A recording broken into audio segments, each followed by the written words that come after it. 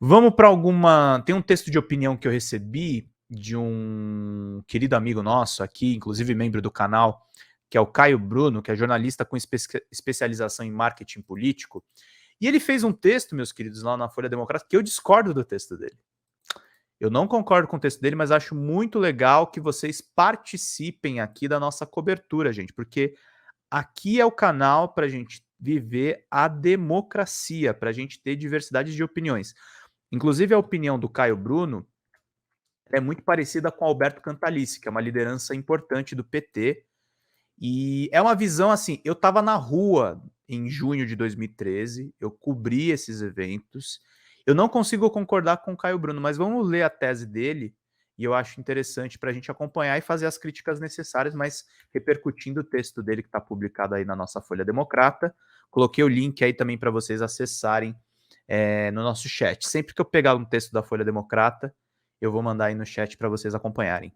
Junho de 2013, 10 anos depois, por Caio Bruno.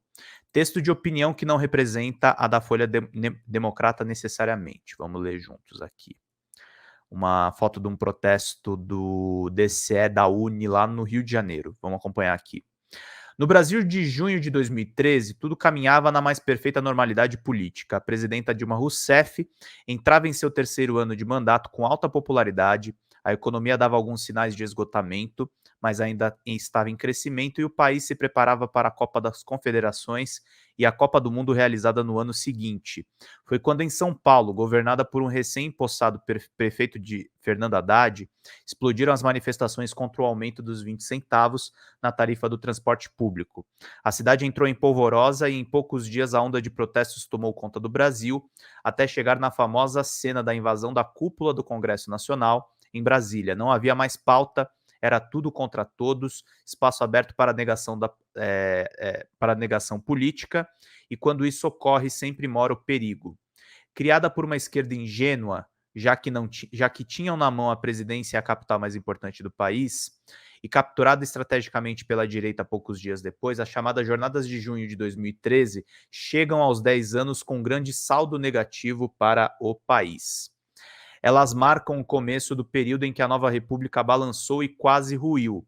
Além da antessala dos protestos de rua de 2015 e 2016, que culminaram com o impeachment de Dilma, veio também a sua esteira a criação da hipertrofia da Operação Lava Jato, 2014 e 2019, a prisão de Lula, a eleição de Jair Bolsonaro e com ele o crescimento da extrema-direita e o achincalhe diário da democracia em seu governo, de 2019 a 2022. O canto do cisne de junho de 2013 veio em 8 de janeiro de 2023, quando os golpistas invadiram e depredaram a Praça dos Três Poderes na capital federal, em uma clara tentativa de golpe de Estado contra o terceiro governo de Luiz Inácio Lula da Silva. Não há o que celebrar sobre as manifestações de junho de 2013. Parafraseando o que se dizia na época, o gigante acordou, tomou um pileque antidemocrático e vaga por aí cambaleando e tentando se recuperar da ressaca e voltar para os trilhos. Mas é preciso sempre lembrarmos, estudarmos, debatermos e refletirmos sobre aquele movimento que gera até hoje sentimentos antagônicos e dúvidas se foi realmente espontâneo ou não e se valeu a pena ou não. O fato é que ele foi um ponto fora da curva em um país cuja população historicamente quase nunca participa das grandes decisões. E quando participa, para o bem e para o mal, dá no que dá. Caio Bruno é jornalista com especialização em marketing político.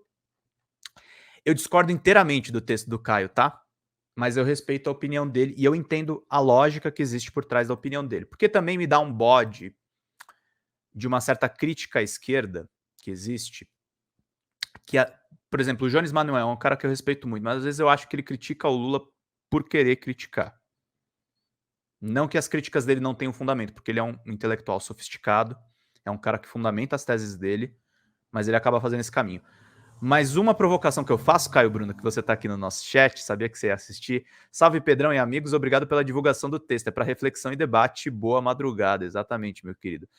O que eu discordo de você, Caio, é que existe uma coisa, pelo menos, e eu estou fazendo todas as autocríticas, tá? Sendo uma pessoa que apoiou aqueles movimentos e que eu acho que realmente o saldo é mais negativo do que positivo. Mas se não fosse a esquerda na rua naquele momento, não teria mobilização na frente da Superintendência da Polícia Federal em Curitiba pela libertação do Lula. Se não tivessem aquelas marchas, não teriam protestos contra o Temer em que eu tomei tiro de bala de borracha dizendo que o impeachment não era um impeachment, era um golpe. Se não fossem os protestos de rua de 2013, não haveriam protestos de rua durante a pandemia do novo coronavírus, quando ninguém fazia nada e o Bolsonaro tirava a máscara e pregava a cloroquina. Então eu acho que a sua análise, Caio, não estou pedindo para você concordar comigo, continue discordando. Eu acho que ela vai passar por uma revisão quando você verificar esses pontos que eu estou te contando. Eu não acho que foram vitoriosas as jornadas de junho. Eu acho que teve muitas derrotas, mas ela acionou um mecanismo, teve infiltração, teve invasão estrangeira, não no MPL. O coitado do Movimento Brasil, Passe Livre, gente, estava lutando por uma pauta justa. Brigar por uma redução de preço nas passagens, brigar por passagem livre, é como o Lula lutava contra o arroxo salarial na ditadura. São lutas dignas. E nem sempre levam a conclusões positivas no curto prazo. Tem uma visão petista que eu acho muito problemática e que não leva em conta até a própria soltura do Lula. A soltura do Lula aconteceu porque a esquerda estava mobilizada. Porque os setores jurídicos estavam mobilizados também. Então é muito precipitado ver tudo pela ótica negativa. Eu acho que a gente não precisa fetichizar o junho de 2013. Eu vou chamar o Caio, acho que para conversar. Vou ver um dia aí legal para ele conversar comigo. Não vou chamar agora, que tadinho, né? Tá madrugada agora. E não tô atacando ele, tô fazendo uma crítica honesta ao texto dele. Que tá muito bem escrito, aliás. Tá, do ponto de vista estilístico, tá muito bacana. Tanto que eu quis publicar. Mas a luta foi deturpada. Como todas as lutas vão ser deturpadas, meus queridos. Ou vocês acham que a extrema-direita não está deturpando agora a questão das lives? Olha que coisa muito louca. Eu fui fazer a minha live hoje no horário. Eu comecei atrasado para variar. E a audiência está muito baixa durante os dias. Eu peguei esse horário. Eu ia fazer mais cedo a live agora.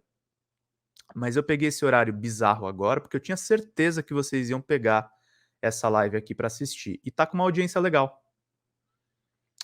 Então as lutas políticas, elas são muito complexas, gente. Eu peguei a questão do horário da live como um exemplo. É muito mais sofisticada essa questão da comunicação e a questão da articulação política, gente.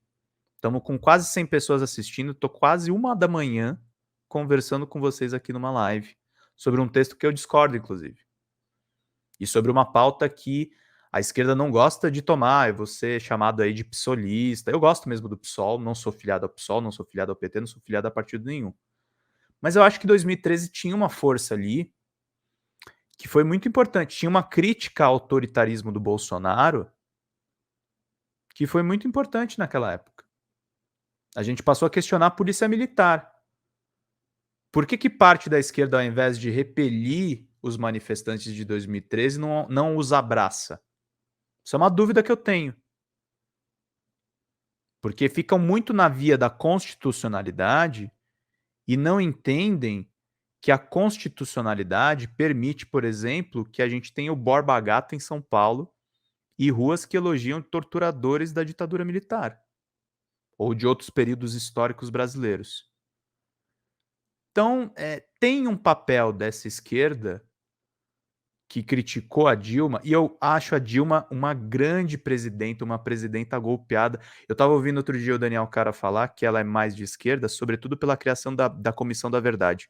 Assistam os arquivos da Comissão da Verdade no YouTube, os depoimentos dos torturadores. Aquilo é um legado gigantesco que Dilma Havana Rousseff deixou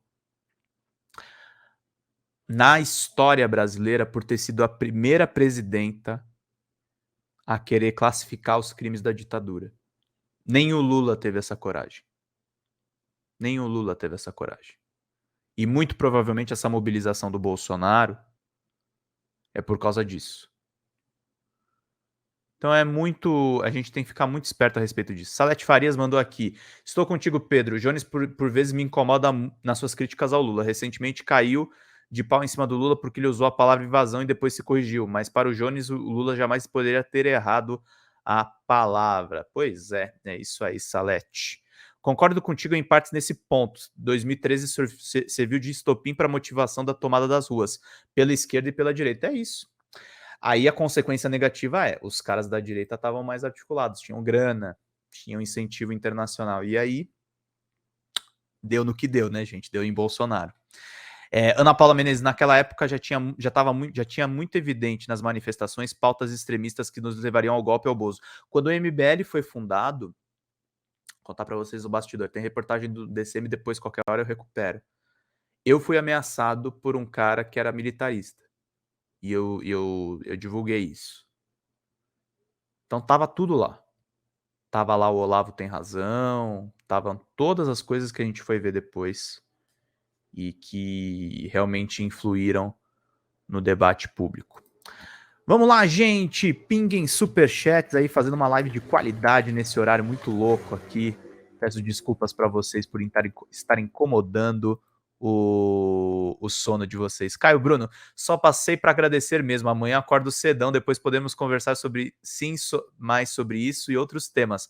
Abraço, amigo. Abraço, Caio. Obrigado pelo seu texto aí, por ceder gentilmente. Vou publicar seus trabalhos porque você é um analista muito sério, cara. A gente quer continuar conversando e estabelecendo esse diálogo.